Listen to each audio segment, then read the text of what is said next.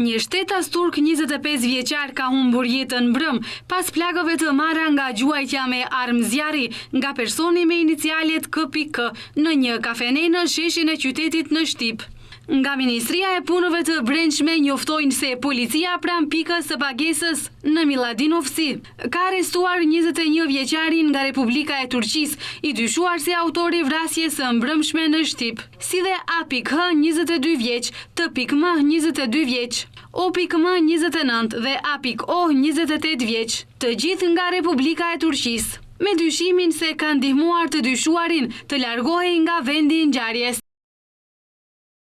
Në orën 22:15 në pikën pagesore Miladinovci, në një aksion të përbashkët të sektorit të punëve të brendshme në Shtip, sektorit të punëve të brendshme në Shkup dhe policisë së komunikacionit, u ndalua një automjet pasagjerësh BMW me targa të Shtipit, në të cilin udhtonin AH, TM, OM dhe AO, me anë të së cilës AH u arratis, ndërkaq të dyshuarit e tjerë u privuan nga liria. Menjëherë pas marrjes së masave, ai dhe autori i veprës penale KK u gjetën dhe u privuan nga liria.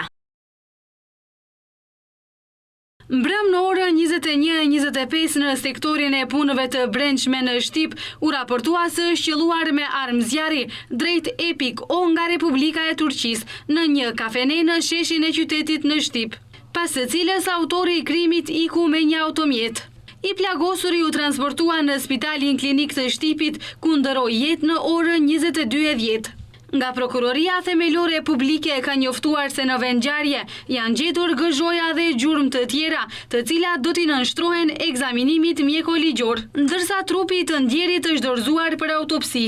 Ata thonë se pamjet e kamerave të sigurisë janë siguruar dhe se procedura e mëtejme është duke u zhvilluar.